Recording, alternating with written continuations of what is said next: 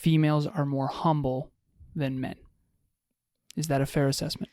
Statistically speaking. Yes. Okay. Where does humility come into this equation? Because if you're not humble, you aren't really able to reconstruct your identity around truth. With that being said, women are unconsciously predicting and then assigning that feedback loop. So for example, they'll predict their will, like a state, approve, and then self-assign. That happens way more often when it comes to the female brain. Conscious couples, business partners, and singles committed to attracting their dream partner. Welcome to the Conscious Couples podcast, where we share our life, love story, and combined relationship expertise to help you create and consistently cultivate the most magnificent, intimate relationship possible. Never again will you feel hopeless and alone in your intimate relationship challenges. Having accumulated thousands of hours coaching conscious couples and individuals all over the world, as well as starting and growing a global business together, Alan and I are here to guide you in all things relationships. Thank you again for tuning into the one place where it's not about you or me, it's about the we. Conscious couples and individuals, welcome back to the one and only Conscious Couples podcast today for episode 129. What doing the work, in quotes, actually means. The work. We'll explain when we get into it. Before we jump into this episode, as always, we want to thank... Oh, I already ruined my goal. For all the listeners out there watching or listening to this, I had a goal to not touch the microphone. I have microphone OCD. So I'm going to not touch the microphone again for this episode. Before we jump into this episode, we want to thank Next Level Podcast Solutions for producing this show and so many others. I talked to Kevin recently. I think it's 45 awesome. Total. Personal growth, self-improvement, personal development, mental health. Evolve Ventures, mental health. We produce Evolve Ventures. Thank you, production team, for putting so much good, important content into the world that helps people live better lives, including the one and only Conscious Couples podcast. Before we jump into this episode, sweetheart, ladies first, what is your intention for today's episode other than this awesome opening? My intention for this incredibly important episode is actually to do it justice. And what I mean by that is so many people know or have, let me rephrase, have heard the phrase doing the work. And for those of you not watching on YouTube, we're doing air quotes when we say that. Yet far too many of us don't actually understand what that means, nor what that encompasses. And we're learning just how much that is in effect when it comes to couples. Oftentimes the female in the relationship knows exactly what I mean when I say you got to do the work, and the males just don't. So not always, but most of the time. So origin story. Emilia and myself are on a relationship talks coaching call with two clients, male and female, and they've been together for 5 years. They're married. They have a child. Shout out to you. Hell yes. Oop. Emilia and the female in the relationship, keep it anonymous always, we're talking about doing the work, and the female turned to the male in the relationship, her husband, and said something along the lines of, I really feel like you would benefit. And this was prompted by me. I said, can you please explain to him why therapy and inner work is so powerful? Because I think a lot of us don't understand why it is. I always playfully joke, guys can't even ask for directions, never mind get a therapist. That always lands. People always laugh because it's true. And it's so obvious as a man who's done therapy now why that's so important. It's very, very clear to me. But it wasn't clear to me before. It really wasn't broken down in a way that I really understood the value of it, truly. So this is something that is really important. So the female, I said, can you sell it to him? Sell it to him. Get him to realize the value. And she said, well, I feel like you would benefit tremendously from the work that I've done. And in my head, I'm going, he does not care. And he does care, of course, but he doesn't understand what that even means. And that's why we say the work, in quotes, kind of like the tractor beam, for those of you who have ever seen the ridiculously toxic Austin Powers movies from way back in the late 90s, early 2000s. But we're being playful with this. But essentially what I illuminated on that call was this. I said, Emilia and this other woman, I said, men, for the most part, correct me if I'm wrong, but we don't really know what that means when you say you haven't done the work. Mm-hmm. And women seem to intuitively, for the most part, again, understand what that means. So what we're going to try to do on this episode is really illuminate. So I have a question for you, sweetheart. In that moment, when I said, I don't know if we fully understand what the work means, did you think that we did? No, I know that you guys don't. Oh, okay. Awesome. Yeah. All right. Why don't we? What is it?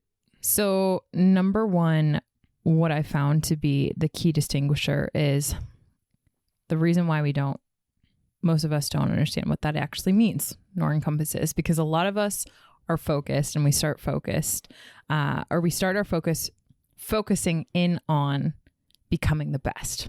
And the male ego is so atypical for this.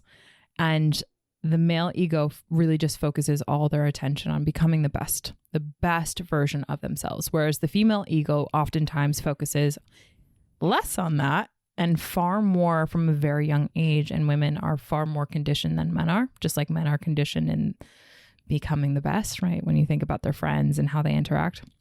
Women's ego is far more focused on becoming better. And that's the best way that I can distinguish why and where that starts. And so if you think about it from an ego standpoint, a lot of men actually end up falling into the trap of becoming the best and only having that be the purpose of their life and why they should live it. And thereby, when we ask or say or have a conversation around doing the work, they oftentimes just equivocate that to needing to do something with their hands, like a project, or like a goal-oriented, externally driven behavior, instead of what truthfully doing the work is going and inwardly having goal-directed thought cognitive processes. And so the female ego that is focused on becoming better already knows it's an internal game far more than it ever could be an external game. Does that make sense? Yes. Okay. So the work in quotes is referring to the inner work. And the inner work versus the external work. External work is I'm going to repair this deck. Yep. Or I'm going to chase rake success, this lawn, or I'm get going a to promotion. achieve this external success. Mm-hmm. And the inner work is I'm going to identify what is driving me and why it's driving me and what emotions I'm feeling and why I'm feeling those emotions and what's my identity. So for those of you who have not yet seen Inside Out 2, that's a really good thing to go do. Mm-hmm. And it's out, by the way. You can stream it on Disney Plus. Mm-hmm. And I'm not getting a referral for that from Disney. But it's one of the most important movies ever made, in my opinion. And that's saying something because I'm obsessed with film. Mm-hmm. And the reason why is because it articulates in a very powerful way what the inner work represents, I think. Mm-hmm. Like self-concept, self-acceptance, and all the different emotions that create core memories that then I build your identity. Mm-hmm. So what I want to try to articulate here is prior to my car accident at 26, I did a lot of improvement, a lot of achievement, but not as much self-improvement. So what you're referring to is external achievement. Yes. True. So I did a ton of external achievement, straight A's in high school, got into my dream college, that kind of thing. Mm-hmm. But I wasn't as focused on self-improvement. It's almost like achievement was the focus and self-improvement was a byproduct. Mm-hmm. And then I flipped the script after 26. Self-improvement was the focus and then achievement was a byproduct. Yes. And that's a good, I think, articulation of what we're talking about when we say the work. The work is working on you. Achievement is working on something to achieve an external goal. But here's the thing, they are connected. Mm-hmm. And so let's talk about that. How are they connected? Because in my opinion, can you fully achieve externally without ever doing the inner work? Mm-hmm. That's the paradox of it. You can't. And that's the short answer of it. The more in-depth answer that I would give actually starts with defining what the work is and what it encompasses, and validate what you just said when it comes to, you start with who are you? So you go internally, and instead of getting all that external validation that the world will give you, right? When you go get into your dream college, everyone's going to clap for you and be really excited for you, hopefully. And your parents are going to want to burg off of that or bask in your glory of that because they're super proud as an extension of you going there. They get to tell all their friends, right? All of that externally driven reward system gets lit up. But the internal work is very different from that. It encompasses going into what the epigenetic generational traumas are in your family, going into who I actually am as a person and try to separate the difference between who I've chosen to be as my own individual being outside of my social support system, as opposed to that individual, quote unquote, that all of the people around me tried to condition me to be. And so identity is when big did you start focus. shifting your focus from external achievement to internal work? I would say consciously, probably around when I became curious of my own consciousness, which was probably around 7 to 9 years old, I would say. Yeah. But it's microbially doing so. So doing so at inch by inch, and then you really, really pick things up as you obviously gain that external experience underneath your belt, because then you're able to understand a lot more than you are at age 9, 7, right? You live life. What are the tells when someone hasn't done the work? And I'm putting that in quotes to be playful, because I actually think it's the most important work. The biggest one, which also is what the work encompasses, is ego deaths, what I would refer to as an ego death. So the biggest tell for someone who hasn't had an ego death is they're always seeking the attention. They're always seeking the spotlight. They're always seeking significance from other people. And this can come in very sneaky forms, and it can come in very robust forms. So a great sneaky form of this is someone who always wants to, let's say, let it be known that when they're not coming to a party, that everyone gets that message instead of just letting the host know. A very robust, explicit version of that is someone showing up to the same party decked out in very look at me type clothing, in a very aggressively colored car, and making sure that their windows are rolled down with their music blaring just so that people start turning their heads and they make an entrance, for lack of better words. That's an easy tell both of those are tells, because truth be told, the ego is what is constructed at a very young age around the concept of self-identity to help us navigate with the pain and the difficulty that we experience as children growing up, and the levels of defectiveness, unlovability, or levels of unworthiness that we feel when we're very, very young, but have no tools to be able to navigate. And so the ego builds as a result of that. And you can tell if someone hasn't had an ego death, there's all of those tells that are very obvious to someone who has done the work. And I would say that that's the first one. So the ego death that she's referring to is a crumbling of your past identity that is very internally shattering, for lack of better phrasing. It's all the humble pie at once. Mm-hmm. So I had an ego death after my car accident at 26. Definitely. Everything I thought I was, every choice I ever made, I had to reorchestrate, reconstruct the scaffolding of my being. Mm-hmm. And it's the phoenix metaphor. It's the phoenix, the old phoenix burnt down and rose anew from those ashes. And now I can construct it more consciously than before. And that's when I reinvented myself. And so I'm just using that as an example. And you can tell when someone hasn't had that. Absolutely. Now, here's the problem. When someone hasn't had that, but here's the thing, there's a lot of those. Yeah, there are. The car accident's a big one that's very noticeable. Yeah. But can you give an example of one that's much, maybe less drastic? Yeah, I would say another client actually came to mind in that question, where she had essentially an ego death, where she wanted to get into veterinary school, and she didn't even get to a level where her academic resume, for lack of better words, would be able to have her be accepted into a veterinary school. And she was in probably mid-20s at that point. So she didn't even apply. And so that level is a level of an ego death where you actually start to spin out into a sense of purposelessness. And that is easy to spot for someone who has purpose, but very difficult to spot when someone is already in the chasm of their own purposelessness. So they really have nothing holding them back from wasting time, for lack of better words. Okay, so statistically speaking only, we care about truth here on the podcast, and uncomfortable truth in particular. Yeah. Statistically speaking, I would argue, based on my experience, that females are more humble than men. Is that a fair assessment? Statistically speaking. Yes. Okay. Where does humility come into this equation? Because if you're not humble, you aren't really able to reconstruct your identity around truth. And I want to bring this to the listeners because I have a framework that Emilia and I co-created. It's NLU branded, but she calls it the tertiary, secondary, and primary truth.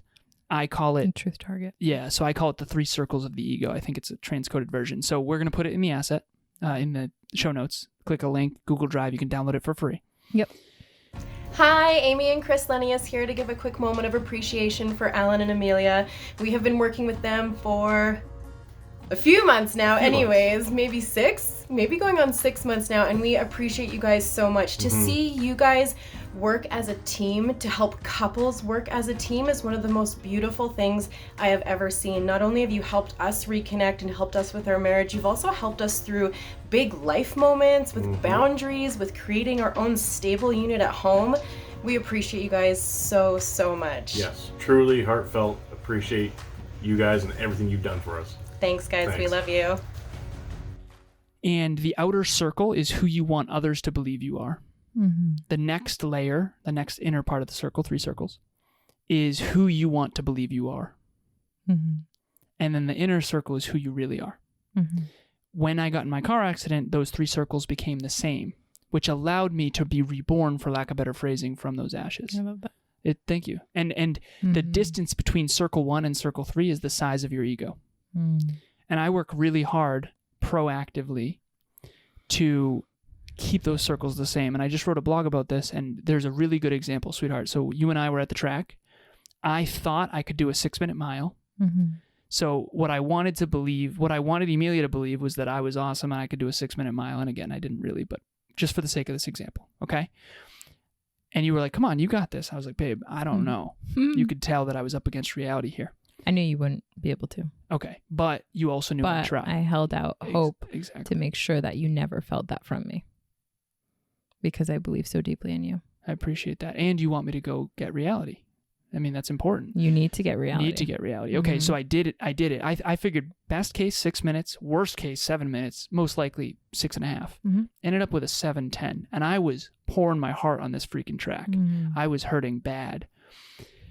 The timer must have been off. No, the point is that what I wanted to believe about myself was not true.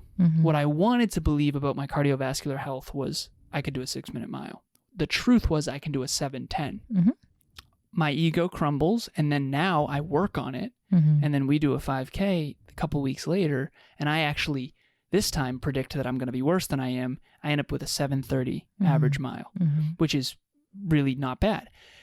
At the end of the day, my point is the inner work and the outer work are connected, because if you believe that you can do X, or that you are a great athlete, or whatever, and then you try, you're going to benchmark the identity you think you have up against reality. This is one of the reasons why people don't actually do hard things, because they're so afraid that their fragile ego will collapse when they realize they're not as good as they thought they were. One last tiny example. Kev, my business partner, used to be an all-star baseball player. He's at a circus with his wife, Taryn. He's like, I'm going to win her a teddy. I'm first team all-state, jokingly. But he thinks he's good at baseball still. Dude, you're a washout. You haven't played baseball in 14 years. He still thinks he's good, so he doesn't hit the target once. He realizes, I have the identity of a baseball player, but I haven't played in 14 years. That's tough, humble pie. So he had to benchmark his delusional identity up against reality, and that was painful for him to realize, I'm not an all-star baseball player anymore. Mm-hmm. So the problem in life is we hang on to the identity that we want and we cling to it, but it's so fragile and it's not accurate if you're not constantly taking action and benchmarking it up against actual results. Well, that's a great example. And to answer a former question before you shared those answers, where men typically will not seek out arenas that will compromise their ego. Okay. So Why? Kev would rather, and this is very, very Yeah, common. yeah, It's not just Kev. Like there's times in my life where that was the case too, marginally, but for the statistical average, most people do what Kev did, which is I have this identity, this glorious identity, this ego that I want to portray in the world and be able to leverage all the benefits and the upsides from a status symbol from. And so I'm never actually going to go and put myself in an arena to where I would ever lose that, because that humble pie would require an ego death. And there's a protective system in place in terms of parts to not do that. Yes. Because the upside of having it is so much better than perceptively the downside. So women, their brains actually, and this is fascinating science, so I'm going to just keep it more high level than get into the nitty gritties. But women, statistically speaking, their brains are far more neurochemically conditioned to seek out what the patterns are and what anomaly there is in the patterns. And this is speaking just evolutionary science. With that being said, women are unconsciously predicting and then assigning that feedback loop. So for example, they'll predict their will, like a state, approve, and then self-assign. That happens way more often when it comes to the female brain, and thereby So they tend to be less delusional. Is that exactly. fair? They Okay. put themselves in an arena. Their parts put themselves in an arena where they get that humble pie. And all of that reflective practice is what I'm going to call that, is inner work that they're conditioned to do from a very, very young age.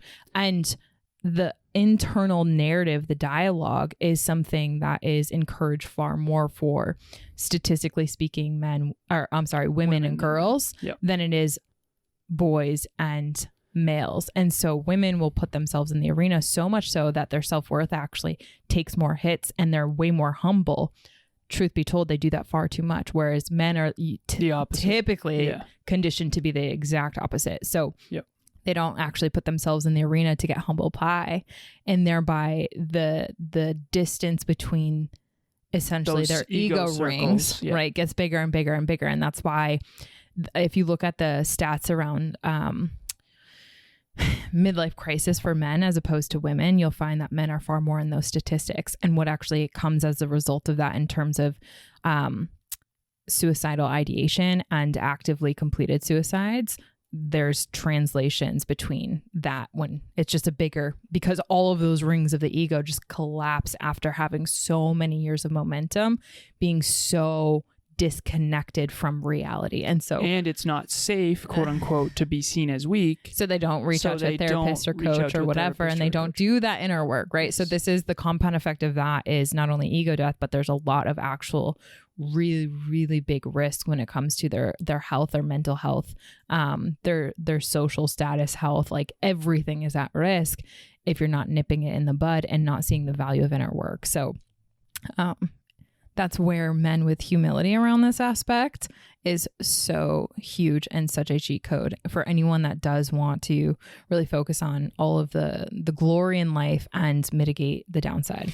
I always playfully joke because Emilia, there was one time where we were in the gym and there was a woman bidding for my attention, and I said, "Sweetheart, you were hot in high school. Listen, I'm still an idiot with this." And so I was a nerd in high school and I wasn't very sought after. And it wasn't until way later that I became a masculine man and actually hit puberty, which is very fortunate at this stage, 35 years old. But my point is that I think that men they think that they need to be big and strong to get the girl, when in reality, women want humble men. Humble, safe, mature men. Exactly. But and emotionally every present. girl in high school falls for the badass, and that makes us think we need to be a badass, which creates this loop. Without understanding the female psychology, which is actually called individuation. It's a whole process that men take personally. Yes, 100%. So the point is, nice guys don't always lose if you can be humble and work on yourself. Yeah. But nice guys do lose if you're overly timid and can't actually have courage. Yeah. And it takes courage to be humble around other men. It takes courage to I feel so bad for guys with that. yeah, it's not very fair. tough. And It's so not very fair. last piece of this too, women, I always thought about this, and I don't know if other people do or not, but my sister had a diary when she was a kid, Exactly. and I never had a diary. I have journals now. Yeah, no one encouraged that when No you were one younger. encouraged that when I was younger, because Makes me so sad. I was around the man's man, hunter, fisher, Right. all that kind of stuff. And so fix engines, build cars, men drink beer. Yeah, And men does it's- not think of one's own thoughts. Exactly. They do not exist. Yes. And so anyways, so for anyone who's resonating with this, we don't want to overly do the male-female thing, because this is true for both. Yep. Both males and females. But statistically speaking, I do believe a lot of what we said to be accurate. That said, to wrap this all up, assess yourself, assess your partner. Are you dealing with some of this stuff? Is your partner doing the work? Mm-hmm.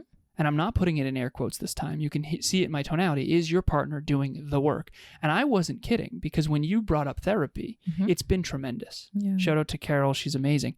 But I didn't have anyone who could articulate for me why it matters so much. That's what I need.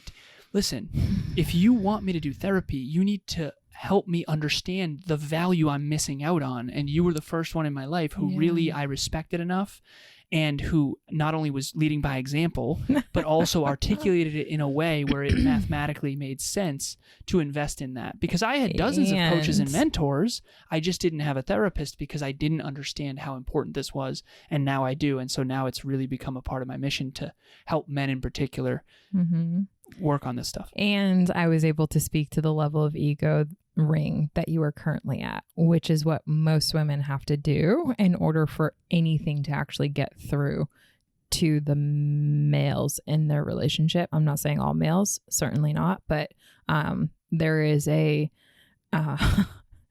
whole thing underneath that in terms of women. So how did you build do it? I resentment know we and gotta jump, but contentment around having to be that, because men have pretty much become tuned deaf to their own egos and how that operates them. So I don't actually want to get into that in this episode, because it is a really big in depth, and I'm not confident in my abilities to be able to communicate specifically how. Okay.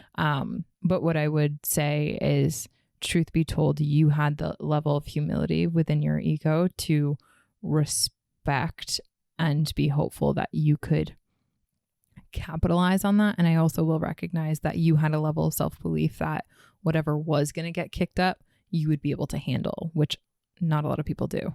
And that's tied to self-belief. Okay. So. Well, if anyone wants more on this topic, let us know. Reach out, send us an email. All of that will be in the show notes. What am I doing now? It's a great relationship talks conversation. coaching. Okay, so that is a good articulation of what relationship talks coaching can be. It's such a powerful 4-way session where you're going to bring things up with your partner in a safe space that you never would have otherwise. Yeah. And so if you want to do a free one of those, we have one coming up, actually. Shout out to them. You know who you are. The link will be in the show notes to book on our calendar. Super excited for that. Yes. And in addition, in the show notes, you'll also see the link to register for our next free relationship talks event. And this one is going to be number 38, and it's going to be August 15th at 5 p.m. Eastern Standard Time. And what we're going to be getting into in that event is actually something that, truth be told, if you listen back to all of our episodes, this is the one thing that so many couples have asked us for, and it's the conscious love languages. 25 conscious love languages, where you find out that where you're missing your partner, where you're just getting by, and where you have all the cheat codes to double down so that your love is growing together and not apart. This is what this event is going to get into. So it's uncover and align your love languages. That's the topic. And if you're someone who wants to get down in all of the fundamentals that help you and your partner grow together, that is an absolute must for you. And if you want to learn more about the conscious love languages, so The Love Languages by Gary Chapman is a book, the 5 love languages. We have all 5 of those at the start of ours, and we have 25 total. So 20 additional ones that you may or may not have ever heard of. You might be missing your partner. The link to that digital asset will also be in Google Drive for free. Click that link, download that. You can assess with your partner 0 to 10 the level of importance of each of these. And in the event, we're going to go in depth into what each one means. And then you're going to leave that event knowing your love languages, the top 5, and your partner is the top 5, so that you can make sure that you prioritize the things that make the biggest difference. Because we've all been in a position before where we're putting massive effort into something that just does not matter at all to your partner. And then if you put a little bit of effort into their top love language, it means the absolute world to your partner. So that will be at the link in the show notes. And as always, thank you so much for listening. We appreciate you. It's not about you or me. It's about the we. We'll talk to you next time. Bye, everyone. Thanks for joining us for another episode of the Conscious Couples podcast. We love connecting with the Conscious Couples community, so please make sure you follow us on Instagram. I am at Evolve with Emilia, and Alan is Lazaros88. Also, if you or your partner resonated with this episode, leave us a review at the link in the show notes, and please share this with someone you love and care about. Until next time, remember, it's not about you or me. It's about the we.